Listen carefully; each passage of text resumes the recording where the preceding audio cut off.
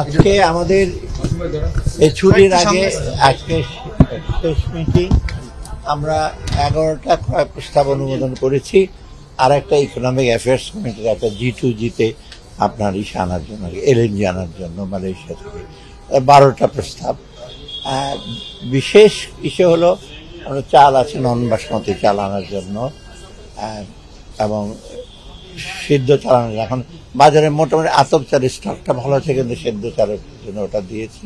আর বাকিগুলো সার, কতগুলো অত্যাবশ্যক সার ছিল। এই ঈদে জামা জুতো অ্যাক্সেসরিজের ডিসকাউন্ট।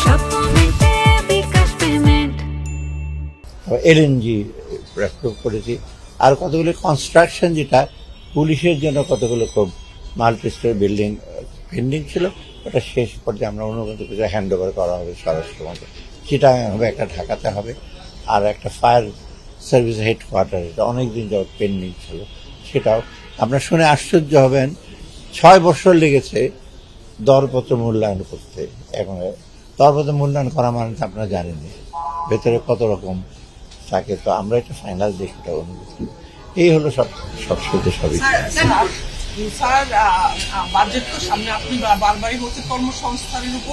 আচ্ছা, বাজেট তো আজকে, যেমন বাজেট অনেকগুলো প্রতিষ্ঠান এখনো 5 আগস্টের পরে বন্ধ হয়ে গেছে, যেখানে অনেক কর্মহীন মানুষ আছে, অনেক বন্ধ আছে।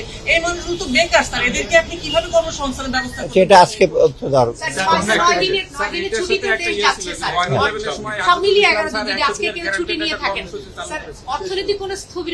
না না না, অর্থনীতি আমি তো সবকিছু। ইভেন আমরা বিশেষ পরিকল্পনা, ইভেন উপদেষ্টা মন্ত্রীর সদস্য বেশিরভাগ আমরা ঢাকা থাকবো, কথা হয়েছে। দরকার হলে সেই বন্ধের মধ্যে আমরা দরকার মিটিং করবো। সো এটা আটকে থাকবে, এটা আমাদের মধ্যে কথা হয়েছে। বেশিরভাগ আমরা সবাই ঢাকা থাকবো, 2-1 জন ছাড়া। আর সচিবটা যদি বাইরে যায়ও, দেশে থাকলে তো অসুবিধা নয়, বিদেশে গেলে আমরা জুমের মাধ্যমে ইস্যু করি। সেটা আমি ওয়ার্ল্ড ব্যাংকে থাকতে ওগুলো অনেকগুলো মিটিং করেছি, সেগুলো অসুবিধা হবে না। না না না, সুবিধা তৈরি করবো না না। আমরা তো আজকেও তো চাল আনতে বলছি, এটা আনতে বলছি, আমরা তো এদিকে খুব সজাগ। আর অলরেডি তো আমরা 1 লক্ষ আলাদা TCB-র মাধ্যমে আমরা ইস্যু করছি। আজকে আবার একটা প্রপোজাল আসছে, আমি জানি না কতটুক, যে আলু এত এক্সেস, সেটা কিভাবে দেওয়া যায়। কিন্তু এটা প্রবলেম আছে, বেশি দামে কিনে সস্তা দামে দেওয়াটা আবার ডিফিকাল্ট।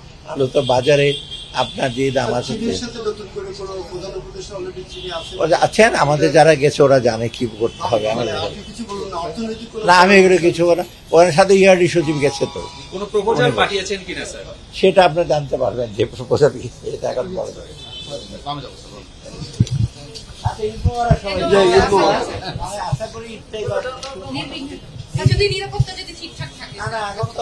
ট্রান্সপোর্ট তো মোটামুটি অন্য জিনিস।